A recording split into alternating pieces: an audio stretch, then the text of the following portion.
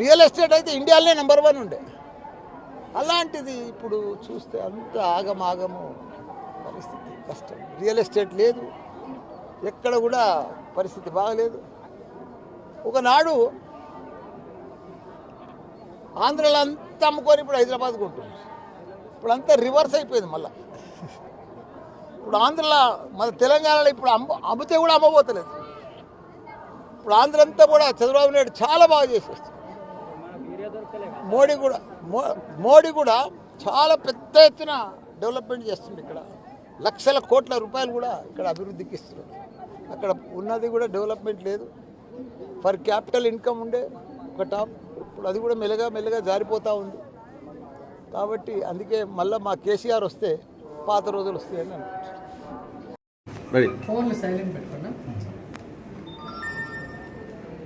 ఈరోజు ఆంధ్రప్రదేశ్లో కూటమి ప్రభుత్వం అధికారంలోకి వచ్చాక ఏ విధంగా మహిళల్ని, రైతుల్ని, విద్యార్థుల్ని మూకుమ్మడిగా అందరినీ కూడా నిలువునా మోసం చేస్తున్నారో మీరు అందరూ గమనిస్తున్నారు.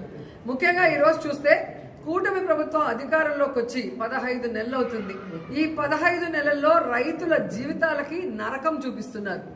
ఈరోజు రైతులకి వాళ్ళు చెప్పిన రైతు భరోసా సంవత్సరానికి 20,000 అన్నారు. 2 సంవత్సరాలు అవుతుంది. 5,000 వేసి చేతులు దులుపుకున్నారు. 35,000 ఎక్కడ అంటే పట్టించుకునే నాదుడు లేదు. అలాగే మీరు చూస్తే రైతు భరోసా కేంద్రాల ద్వారా, సహకార సంఘాల ద్వారా రైతులకు ఎంత అవసరమైతే అంత ఎరువులు, యూరియా, విత్తనాలు, పురుగుల మందులు, యంత్రాలు అన్నీ కూడా జగన్మోహన్ రెడ్డి గారు సరఫరా చేసేవారు. కానీ ఈరోజు కనీసం రైతులు తాము పెట్టుకున్న పంటకి కాపాడుకోవడం కోసం యూరియాని అడగటానికి వెళ్తే యూరియా లేదు. మరి కేంద్రం ఇచ్చిన లక్షల టన్నులు యూరియా ఏమైంది రైతులకు ఇవ్వకుండా అంటే ఈరోజు తెలుగుదేశం పార్టీ నాయకులు, వ్యాపారస్తులు కుమ్మక్కై దాన్ని బ్లాక్ మార్కెట్లో అమ్మేసి ఈరోజు ఏ విధంగా రైతుల జీవితాలతో చెలగాటమాడుతున్నారో మీ అందరూ కూడా గమనిస్తున్నారు. ముఖ్యంగా నా నియోజకవర్గం నగిరి గురించి నేను చెప్తాను. స్టేట్ అంతా ఎలా జరుగుతుందో మీకే అర్థమవుతుంది. ఎందుకంటే ఈరోజు నగిరి నియోజకవర్గంలో నిన్నటి వరకు రైతులకు కావాల్సిన యూరియా ఇవ్వకుండా దాన్ని బ్లాక్ మార్కెట్లో అమ్ముకుంటే రైతులు విధిలేని పరిస్థితిలో తమిళనాడుకు వెళ్ళి కనకమ్మ సత్రంలో, అలాగే పల్లిపట్టులో, తిరుత్తనిలో, ఎన్నెన్కండ్రిగలో, పొద్దుటూరులో ఈరోజు వెళ్ళి ఎక్కువ డబ్బుకి మరి ఈరోజు కొనుక్కొని ట్రాన్స్పోర్ట్ ఛార్జెస్ మళ్ళీ కూడా దాని మీద భారీగా వేస్తే ఈరోజు రైతన్నలు వెన్నెముక విరిగిపోయే విధంగా, అంటే ఈ వెన్నుపోటు రాజకీయాలు చేసే చంద్రబాబు నాయుడు ఆఖరికి మామతో పాటు రైతులను కూడా ఎలా వెన్నుపోటు పొడిచారో ఒకసారి చూసుకోండి. ఎందుకంటే ఆయన వ్యవసాయం దండగాని తన మనసులోని మాట బుక్ రాసిన గొప్ప మేధావి. అలాంటి వాడిని నమ్మినందుకు ఈరోజు రైతన్నల జీవితాలు సర్వనాశనం చేశారనేది మీరు అర్థం చేసుకోవాలి. ఎందుకంటే యూరియా ఒక్కటే కాదు, చంద్రబాబు నాయుడు, పవన్ కళ్యాణ్ అధికారంలోకి వచ్చాక ఈరోజు రైతులకు ఇవ్వాల్సిన రైతు భరోసా లేదు, పంటల బీమా లేదు, అలాగే ఈ క్రాప్ లేదు, అలాగే రైతులకి పండించిన పంటకి గిట్టుబాటు ధర లేదు.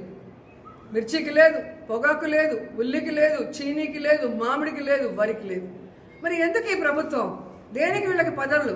చేతగానితనం ఉన్న వీళ్ళకి ప్రభుత్వం నడిపించడం చేత కాకపోతే దిగిపోవచ్చు కదా.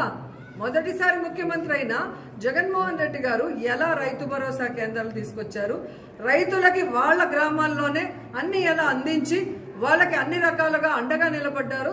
మీరెందుకు ఈరోజు ఇంత సీనియారిటీ ఉందంటారు? 4 సార్లు ముఖ్యమంత్రి అయిన మీకు ఎందుకు రైతుల్ని కాపాడుకోలేకపోతున్నారు, రైతు సమస్యలు ఎందుకు తీర్చలేకపోతున్నారని అడుగుతున్నా. అంటే చిత్తశుద్ధి లేదు. ఈరోజు చంద్రబాబు నాయుడుకి, పవన్ కళ్యాణ్కి, లోకేష్కి ఈరోజు రాష్ట్రంలో వాళ్ళ కూటమి ప్రభుత్వంలో ఉన్న ఎమ్మెల్యేలకు, నాయకులకి ఇసుక దోచుకోవడం, మద్యం దోచుకోవడం, అలాగే భూములు దోచుకోవడం, ట్రాన్స్ఫర్లలో దోచుకోవడం ఎలా అలవాటైందో ఈ రైతుల నోట్లో మట్టి కొట్టి యూరియాని కూడా బ్లాక్ మార్కెట్కి అమ్మేసి దోచుకోవడం చూస్తుంటే వీళ్ళు ఎంత కక్కుర్తిగాళ్ళో ఈరోజు మనకు అర్థమవుతుంది. సో ఇలాంటి నాయకుల్ని, వ్యాపారస్తుల్ని, బ్లాక్ మార్కెట్ని నియంత్రించాల్సిన బాధ్యత ఉన్న చంద్రబాబు నాయుడు నియంత్రించకపోగా ఎక్కడా కొరత లేదు, సఫిషియెంట్గా అంతా ఉంది అన్నాడు. మరి అంతా సఫిషియెంట్గా ఉన్నప్పుడు ఎందుకు గ్రామాల్లో రైతులకి యూరియా దొరకట్లేదు? ఎందుకు గ్రామాల్లో రైతులకి ఎరువులు దొరకట్లేదు? నేను ప్రశ్నిస్తున్నాను, ఆన్సర్ చెప్పండి. ఈరోజు మీరు అంటున్నారు కదా అన్ని సక్రమంగా ఉంటే ఈరోజు జగన్మోహన్ రెడ్డి గారు డేట్ అనౌన్స్ చేశాక ఎందుకు నిన్న మీటింగ్ పెట్టుకున్నారు? ఎందుకు సెంట్రల్ మినిస్టర్ నడ్డాకు ఫోన్ చేసి మాకు యూరియా కావాలి పంపించండి అని ఎందుకు అడిగారు? టైం పాస్కి అడిగారా? అంటే కొరత ఉందని మీకు తెలిసి సైలెంట్గా ఉంటారు మీ ఛానళ్ళన్నీ.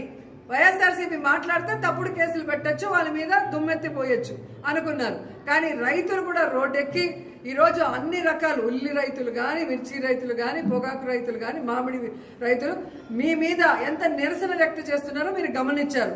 దానికి అండగా ఈరోజు వైఎస్ఆర్సీపీ నిలబడగానే మీరు దిగొచ్చి ఈరోజు కేంద్రంతో మాట్లాడుతున్నారే. మరి ఈరోజు అక్కడ మాదే ప్రభుత్వం, ఇక్కడ మాదే డబుల్ ఇంజన్ ప్రభుత్వం అన్నారే. మేము లేకపోతే మోడీ లేడు, మా మీద ఆధారపడి ఉన్నాడు అన్నారు కదా. మరి ఎందుకు మన రాష్ట్రానికి కావాల్సిన ఏ బెనిఫిట్స్ మీరు తేలేకపోతున్నారు? ఈరోజు యూరియాని కూడా మరి రైతులకు కావాల్సినంత ఎందుకు తీసుకురాలేకపోతున్నారు? ఈరోజు ఫోన్లో మాట్లాడటం కాదు, అక్కడే మన కేంద్ర మంత్రులు ఉన్నారు కదా, గతంలో చేసిన వాళ్ళు ఉన్నారు. ఇప్పుడు అచ్చెన్నాయుడు వ్యవసాయ శాఖ మంత్రి అన్న కొడుకే ఉన్నాడు, రామ్మోహన్ నాయుడు. ఊరికే మాట్లాడతాడు ప్రెస్ మీట్ల ముందు కూర్చొని. మరి అధికారం వచ్చినప్పుడు ఎందుకు చేయట్లేదు రాష్ట్ర ప్రజల కోసం? సో ఇప్పటికైనా మీ డ్రామాలు ఆపండి. మీ డ్రామాలు ఆపి రైతులకు కావాల్సిన యూరియాని, ఎరువుల్ని వెంటనే అందుబాటులో తీసుకొచ్చి అందరికీ అందజేయండి. ఆల్మోస్ట్ ఈ రోజుతో అంతా అయిపోయిన తర్వాత ఇప్పుడు తెచ్చాము అని చెప్పి ఆర్డీఓతోనో పోలీసులతో చెప్పించి మమ్మల్ని సప్రెస్ చేయాలంటే ఇక్కడ ఉన్న వాళ్ళు రైతులు అందరు ఫేసులు చూసుకోండి. వాళ్ళకి ఎంత భూమి ఉంది, వాళ్ళు పంటలు వేస్తారా లేదా, వాళ్ళకి ఎరువులు కావాలా, విత్తనాలు కావాలా, యూరియా కావాలా మీరు గమనించండి. కాబట్టి వైఎస్ఆర్సీపీ వాళ్ళు అంటే ఏదో ఒక నింద వేద్దాం, ఏదో ఒక ఫేక్ కేసు పెడదామంటే ఎవ్వడు భయపడే పరిస్థితి లేదు. మేమందరం కూడా పోరాటాల పార్టీలో ఉన్నాం.